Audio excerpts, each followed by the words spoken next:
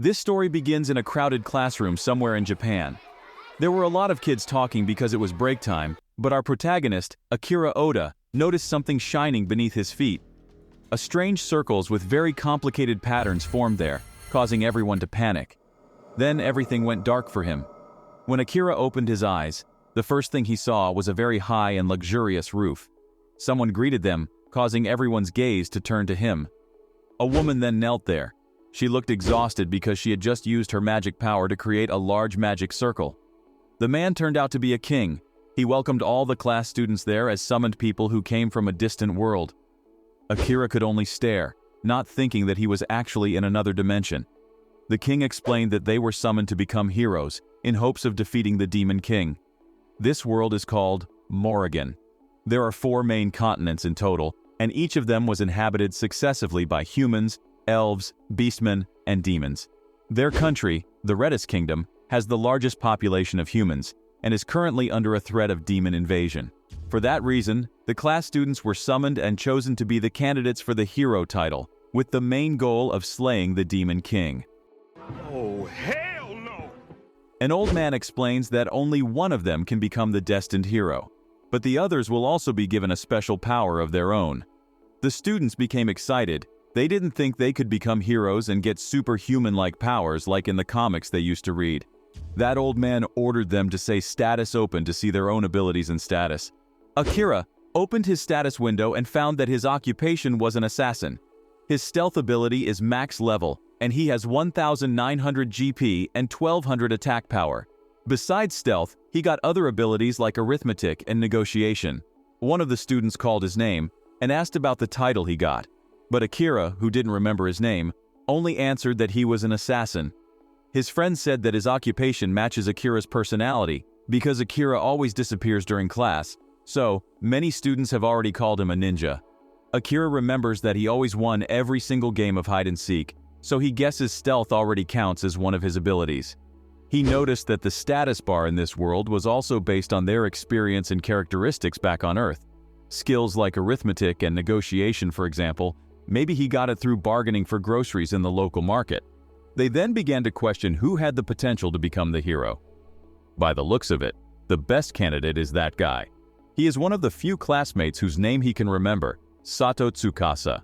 A good-looking, smart, and even the head of the student council. The old man is now standing in front of a crystal ball. He orders all students to line up and touch it one by one. That ball is a magic tool. It will scan their status bar and display it. Akira, as the most cautious among the students, feels this is not good, since he can't figure out yet what this is all about. Showing his status in public like this is such a risky thing to do. After the girl volunteered to touch the magic crystal and show her status window, Akira gasped in awe. What? Why is she so weak? Her status numbers are much lower than mine. What's going on? He said. Sensing something was off, he activated his stealth skill and planned to erase his presence from there. At this moment, he can't let people figure out his status bar. After the skill is activated, his friend now can't see him anymore. Well, at least his skill is working out.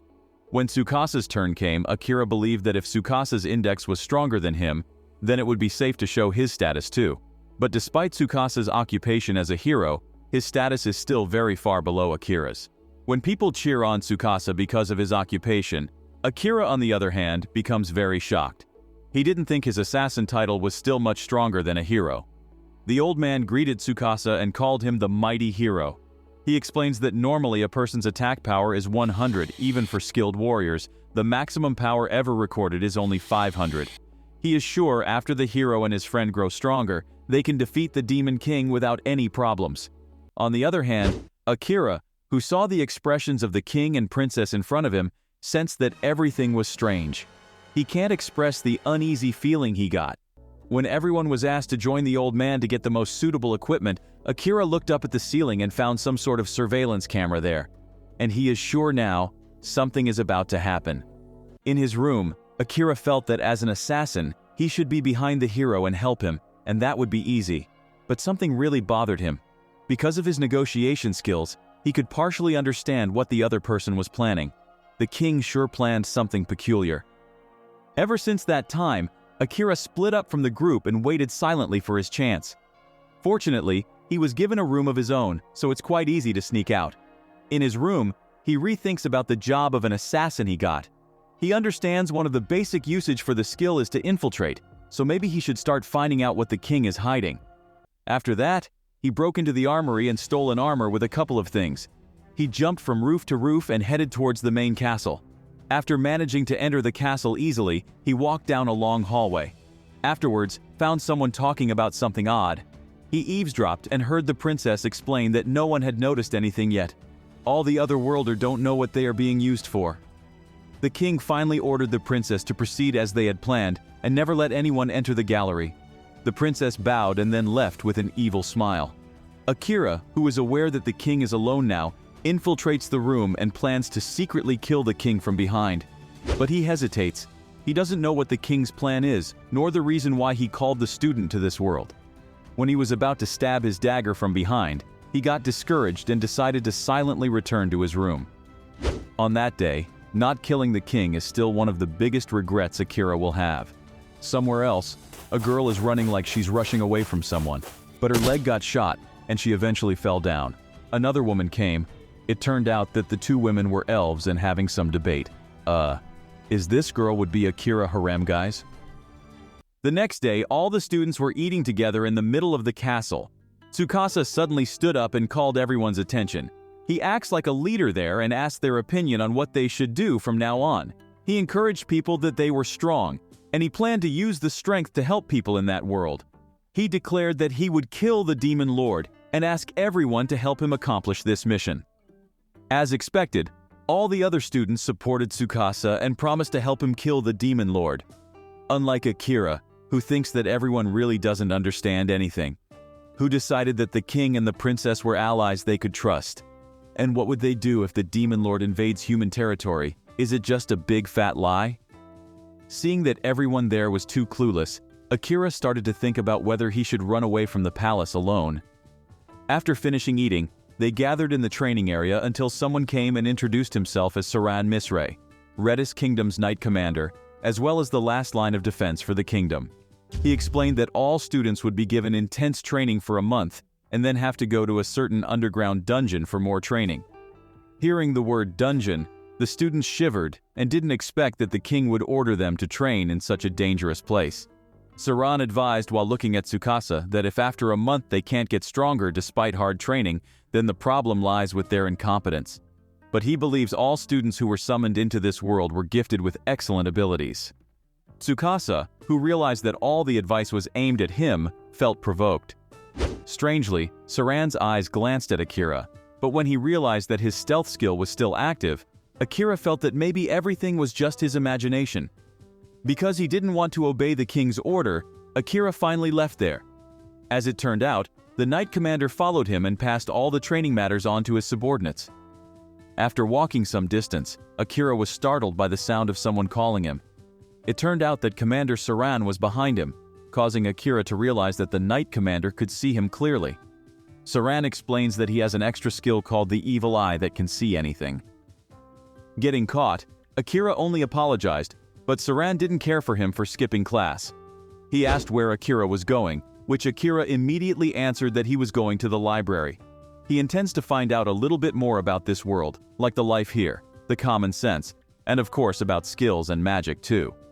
When talking about skills, Saran asked him about the level of stealth skill he used before. Without hesitation, Akira immediately answered that his skill was maxed out, to the point where he made the commander surprised.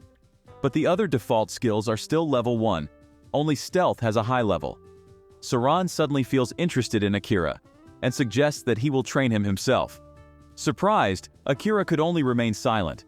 However, Saran explained that there hasn't that many books stored inside the library, since the king keeps the book about skills and other important stuff inside his study. Akira, understanding the situation, guessed that Saran's offer definitely wasn't free, which he immediately agreed, claimed that he just wanted him to teach about his original world, because he was very curious about the condition of the other world. Well, this is an easy trade, so Akira immediately agreed to it. Their conversation was interrupted when Saran's subordinate came and pulled him back to work. On the way, Saran's subordinate claimed that he had not seen his boss smile like this in a long time. Saran kept smiling, explaining that Akira was an interesting kid and talking about other worlds was a joy for him. Honestly, he is sure that Akira is still hiding his true power. Perhaps he might be even stronger than the new hero. When he heard that Akira's stealth skill was max, Saran's subordinates were shocked as if he couldn't believe it. He said he heard that a skill level over 9 would be shown max, but there are no other people except the first hero who has ever achieved that. The fact a newly summoned people have a max skill from the beginning is the last thing he can expect. Not only strength, Akira is clever enough to grasp the situation and hide his skills from the king. With all of this, the Knight Commander is sure to bring Akira to his camp. If he realized the king's true nature, maybe it would be alright to tell him about their camp. Saran will train Akira personally from tomorrow, to train him so he can make the best of his skills and become a real assassin. The next day, when the students were practicing, Tsukasa glanced at Akira strangely. He actually hates Akira. From kindergarten, they were always in the same class. Tsukasa is popular, smart, great at sports, and his look is not bad either. But how can Akira sometimes forget his name? In other words, Akira doesn't have any spec interest towards him. Akira also likes to disappear from school. He even selfishly skipped out on yesterday's training. He is a selfish jerk with no cooperation and always breaks the group's unity. However, the most annoying thing is, how can he be able to attack many people like a Knight Commander? Why Akira won't look at him at all? Guys, I don't know. He is sus? Let me know what your thought on the comment. Suddenly the princess came and greeted Tsukasa. He gave Tsukasa a glass of water. Yes, this is it. He needs to calm down. He is the real hero here. Just wait and see, Akira and Knight Commander. I will definitely get stronger. More than you have ever imagined. Just you wait, Akira, he says. 1 month later, the students came out of the palace and were greeted by the people. They walked while being cheered by many people. Tsukasa even waved his hand. However, Akira sensed a negative energy from the crowd there, a woman who looked suspicious. With his skills, he came to the woman and asked why she was glaring so much at the heroes. Flatly, the woman answered that there is too much sacrifice to summon the people who are now being praised as a hero. Not knowing what the woman meant, Akira asked what she meant, but the woman suddenly left, telling Akira to find out the answer himself and then meet again, because she has a feeling that they will meet again in the future. Now Akira with all the students are inside the dungeon and fighting with the monsters. The students, who were facing multiple monsters at once, felt extremely troubled. Akira never imagined that the students would seriously be in this much burden against weak monsters like this. At first, the students got through the first 30 floors pretty smoothly, however. Everything went upside down when they fell into a trap, and a bunch of rat monsters came attacking all at once. Everyone panicked, and their formation shattered. The Knight Commander ordered everyone to end the raid this time and leave the dungeon immediately. He shouted that he would make the retreat path, then cast his magic, the Heavenly Blade, and kill the rats all at once. Seeing this opportunity, the students immediately ran in the other direction, but the monsters managed to surround them on the upper floors as well. Feeling that there was no other way out, Tsukasa remembered the ball the princess had given him, a smoke bomb that could repel the monsters. He immediately ordered everyone to fall back and throw the smoke bomb at the monsters. Fortunately, that attack managed to drive away the monsters. Knowing that his attack was successful, he ordered the students to follow him from behind and escape from this dungeon. On the other hand, the Knight Commander and his subordinates were still killing monsters together. Akira, who saw their abilities, was amazed and asked why they weren't the ones who killed the Demon Lord. Just as they were about to leave, the Knight Commander's subordinates heard someone screaming, which immediately made them run towards the source of the sound. But how surprised they were to find a Minotaur, which is a high-ranking monster spawning there, blocking the students from getting out of the dungeon. When he saw that Tsukasa and the other members were cornered, Akira, without thinking, immediately ran towards the Minotaur and tried to attack it. He quickly dodged the monster's punch and counterattacked, but in reality, his dagger shattered, unable to even scratch the Minotaur's skin. Akira immediately stepped back, then asked Tsukasa why there could be a Minotaur there, which immediately answered that they tried to escape using a smoke bomb, but for some reason, the Minotaur was unexpectedly in front of them. Back then, Tsukasa reflexively parried the Minotaur attack, but it seemed that it actually injured his hand. The knights shouted that they would be dealing with the Minotaur, so everyone else should be retreating and healing. Seeing Tsukasa, who was in pain, Akira immediately helped him up. Akira then expressed that it's not Tsukasa's job to protect other students. If he decided to protect all of them, who the hell is going to protect himself then? A hero doesn't exist to protect the others, but uses his power to defeat the demon lord, not sacrificing himself like this. But Tsukasa felt angry, shouted who would protect the students if it wasn't him. With cold eyes, Akira just replied that they should protect themselves, obviously. In the first place, they are all training to fight with monsters, not to be protected. Besides you, Tsukasa, you should take better care of your own body, he said. Tsukasa shook, stunned to hear Akira's words. He mumbles that he is the hero, and as the hero, he has to save everyone. Akira pondered there was something wrong, even though Tsukasa was really suitable to be the head of the student council because of his natural leadership and his sense of responsibility. He had never seen him cornered this far. Akira asks the healer to heal the hero, and an exorcist to try using Dispel Curse for Tsukasa. When the exorcist casts its magic, something black really comes out from Tsukasa's body. Everyone screamed and panicked, not expecting Tsukasa to be under the influence of a curse. But strangely, the spell is failing, yet the exorcist keeps trying to help Tsukasa. On the other hand, the knights who attacked the Minotaur didn't seem to be able to kill the monster. Akira intends to help them kill the Minotaur, but he feels it's not a good idea to leave Tsukasa when he's injured. But his other classmate told him to help the knights, because they knew Akira was much stronger than them. They will look after Tsukasa beside. It's not good to let Tsukasa carry all of their burdens forever. As Akira heard that, he regained his belief and immediately ran towards the Minotaur. He went to Commander Saran and said he would help. Now that his dagger is broken, the only way to break this deadlock is by using his skill. He said to Saran that he would use that skill here. He resolved himself that he would return alive from this wretched dungeon. He immediately ran towards the monster and then flew over it. When Akira landed behind the Minotaur, Saran's subordinates immediately shouted for all the knights to back off and get some distance from the monster. From afar, the knight commander cast a spell and cast a flash of lightning, swooping down on the monster. When the monster was in pain, Akira activated his skill, Shadow Magic, which immediately wrapped the shadow around the Minotaur. By using a strong shadow generated by Saran's magic, he activated his shadow magic to make a perfect combination. But as Akira expected, his skill is too hard to control, yet he still tries to make his shadow swallow the Minotaur as a whole. In the end, the shadow can really kill the Minotaur and leave only his head. Everyone could only be amazed and couldn't believe discovering Akira's strength earlier. After all that had happened, the students and knights were finally able to get out of the dungeon. Akira, who was curious, opened his status window and noticed that his current level was 15, and all of his statuses had increased 3 times higher than before. Well, this is crazy. Furthermore, he got 2 new skills called Intimidation and Roar after consuming the Minotaur. At the palace, they were finally completely relieved and returned to their respective rooms. But Commander Saran prevented Akira from going. He requested him to accept his sword. A weapon that the first hero personally made with his own hands, a katana. Initially, Akira had refused it. Maybe this should have been given to Tsukasa, who is a hero. In response, the knight commander declined, saying that the hero would be given a holy sword from the king himself. Akira looked at the katana carefully, then realized that there was Japanese writing on the katana.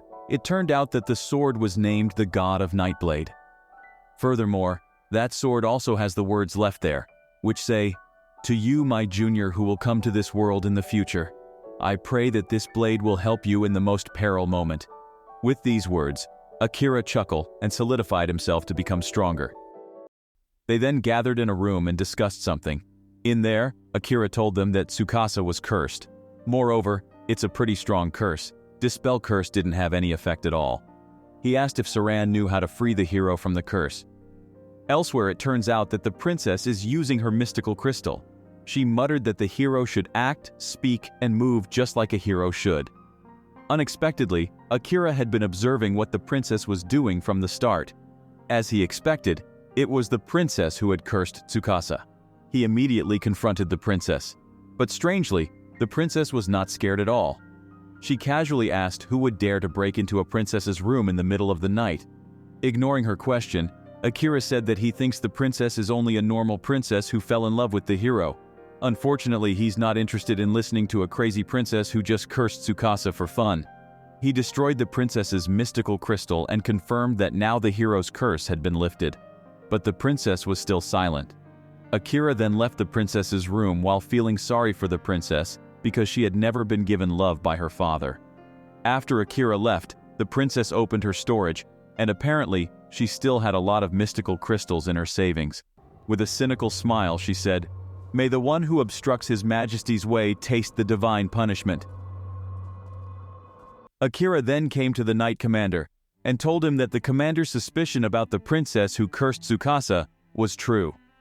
While holding the mystical crystal, Saran was suddenly shocked. He frantically asked if that person was still using this power. He then told Akira to go to his room and rest. He will contact him when he has finished examining the crystal.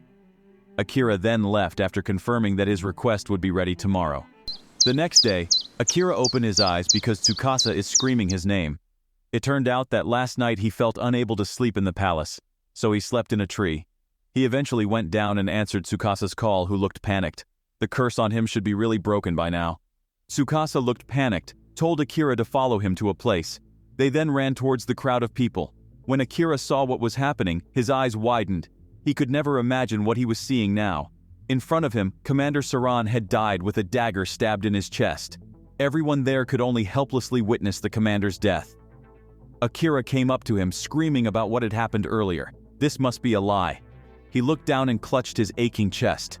His reverie was stopped when a student shouted for Akira to stop his shameless act from now on. The student said that the dagger which pierced Commander's chest belonged to Akira. The other students then started to be provoked, swearing that it must have been Akira who had killed Commander Saran. Tsukasa, who didn't understand what was going on, ordered everyone to stop cornering Akira and think clearly. Tsukasa immediately looked at Akira and told him to quickly answer that he was not the one who killed Saran. Akira was silent. He's astonished. Every student must see with their own eyes that his dagger broke into pieces when he fought the Minotaur back in the dungeon. No, wait. He felt this strange feeling from them. It's like something he clearly remembered yesterday. When his eyes locked on the princess and the king, he realized everything. "I see. I've fallen into their trap, huh?" he says. All students continued to corner Akira. He knew if each one of them were under the princess's curse, then it would be very hard for him to clear the misunderstanding. He looked at Commander Saran for the last time, then took out the dagger that was in the commander's chest and immediately turned to face the king.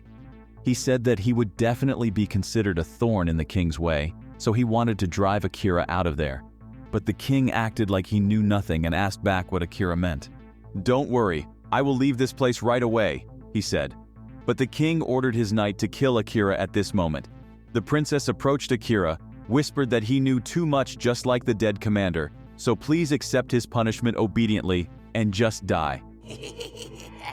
The king shouted for all the knights to surround Akira, but Akira was just silent watching all that, not even moving an inch. Meanwhile, Tsukasa tried to help Akira, but was held back by Saran's subordinates. Akira stated when will they learn that no matter how many small fries are gathered, they will still be small fries, and then instantly disappears using his stealth skills. Everyone was shocked and immediately looked for Akira's whereabouts. Feeling that Akira was still around, the commander's subordinate whispered that the assassin unit directly under the king was also targeting him, so he needed to be careful. Before dying, the commander also left things Akira asked for and a letter in his personal room. Hearing that, Akira immediately left there and immediately headed to Commander's room. The thing he asked was the essential supply to survive on his journey after he left the castle, because he had already planned to leave. But remember Commander Saran again, causing him to be sadder. From that day, he promised to avenge Commander Saran. However, he knows really well that the present him still doesn't have enough power to do it, so he will definitely survive and burn this castle down after. Right now, Akira come back to the dungeon. He kills the goblin on floor 5 while complaining that hunting this time is very different from yesterday with the other students. He is specialized in 1 versus 1 combat, so hunting monsters in dungeons will always be hard. If he can't make the best use of his skill, it won't be easy to keep going far. He remembers the note that the commander left to him containing about him suggested to run away and hide in the dungeon because it's the most safe area. So he is now in the canteen dungeon, aiming to clear the 100th floor. He pulled out his dagger and opened the dead goblin's body to search for the magic stone inside. Magic Stone is a rare material inside a monster's body which has mana inside it. It's pretty useful to suppress his mana consumption. Also, the food supplies that he brought were only enough for 30 days. He should really do something now. From a distance, Akira felt a strange sensation in his body. His threat detection was alarming about something moving to his way. But strangely, his perception skill doesn't detect any monsters or humans near here. Well, maybe that is a trap. A danger that doesn't have a presence, he thought. But why was it suddenly activated? Feeling the need to prove something, Akira threw the magic stone he had just got. As expected, many arrows were aimed at the magic stone. "Ah, I see. It's a mana-reacting trap, huh?" he said. From now on, he can't let his guard down. However, he needs to brace himself and step forward. He needs to trust his own body and techniques. 10 days have passed, and now Tsukasa is at Commander Saran's grave. He never thought he would get cursed, but the commander and Akira did everything they could to lift the curse. Now, all his classmates became strange. The atmosphere is really tense, fights everywhere, and they even started to make their own group. He is so worried about Akira, and he is now unable to do anything to help Akira and other classmates. Tsukasa suddenly heard someone's footsteps behind him, immediately making him scream and asking who was there. The person came out from hiding, and it turned out to be his friend, Ueno. She didn't mean to peek at Tsukasa, it was just that she needed to talk to him. She said that Tsukasa should have realized that their friends had changed because of the curse. In response, Tsukasa replied he never expected that Ueno didn't get a curse like the other. Ueno just laughed and explained that she was an exorcist, so she was pretty sure her curse resistance was higher than anyone else in their class. But if Tsukasa doesn't believe her, he needs to come to this place tomorrow. She knows that doubting her is not easy because they are classmates after all, but she is aware that Tsukasa feels threatened and is more careful now. Tsukasa looked down. He knows that doubting Ueno is bad, but he can't believe anyone now. So he agreed to meet again tomorrow, but he will bring his sword with him. Ueno nodded. It's fair enough. She's not that stupid to approach an armed man if she had bad intentions. Tsukasa took a flower and placed it on top of the Knight Commander's grave. He promised to change this world as the hero he was supposed to be. Just wait for me, Akira, because I will definitely come to wherever you are, he said. In the dungeon, Akira is burning the monsters he killed to be eaten. This is already day 10 in the dungeon. To save his food, he started to roast monster meat and eat it. Well, of course, he never grills any humanoid monsters like goblins. The meat taste is kinda good, so he can enjoy it at least. Akira realized he was pretty vulnerable when eating or resting. That's why he always activated his stealth and threat detection all the time. And since a usage skill will raise its level, his threat detection level went up. He's also tempted to level up his other skills, but because skills are still draining stamina and mana, he can't be too reckless. He continues to eat and tries to make his body to his top form. After all, the next room will be the boss room. In the dungeon, there is a giant door every 10 floors, and now he's facing the boss on the 60th floor. Until now, he kills the boss with many disadvantages because he's alone. Especially in the 50th floor boss, Fenrir. It was truly a hellish fight because he had to fight the boss with 4 30th floor bosses. The Red Wolf, that accompanied him. He can win thanks to stealth that can make an opening an opportunity. But depending on skill is not always good. He needs to master the sword technique too. So from floor 51, he didn't use the skill on purpose to raise his curved blade skill and familiarize himself with it. But from now on, he wonders if he can keep going to use the sword only. Akira opened the boss room door with determination, then entered and prepared to give his all. The door to the boss room always closes after he enters the room, and can only be opened again after the boss dies. So, in short, it's either he dies, or the boss dies. The boss monster this time turned out to be a chimera. Lion head, goat body, and venomous snake is the tail. Well, at least the boss is only one this time. Looking at Akira's arrival, the boss monster roared and immediately tried to attack him. Akira quickly took out his sword and used intimidation and roar skills, but it didn't have any effect at all. Akira instantly ran away from the boss monster to find an opening, then counterattacked the monster. When the sword hit the monster's leg, it bounced off because the chimera's skin was so hard. Even the snake in its tail was spitting poison towards Akira. Luckily, he was able to dodge it. This is not one-on-one battle, but like 1 versus 2. The monster didn't have any blind spot, even on its back. The monster keeps attacking him, until in the end, it manages to hit Akira and slam him down many times. Akira could only feel pain all over his body. His ribs were broken now, and it was hard to even move. With this, there is one way for him, the only skill that can be the last chance. Akira declared to fight the Chimera with everything he got, then reached out and cast his shadow magic. At that time, he felt his consciousness was starting to disappear. He remembered what the commander had said about shadow magic, which seemed to have a thought of its own.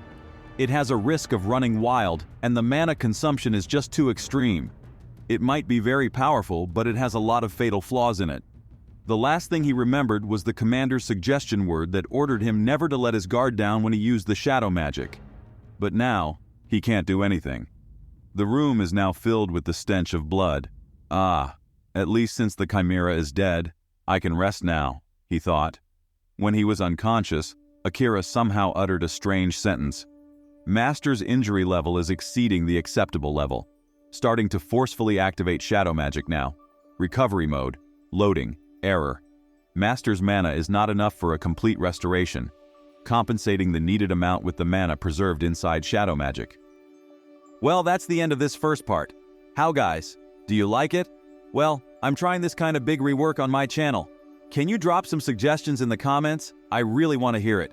And so, if you like content like this, don't forget to subscribe and like.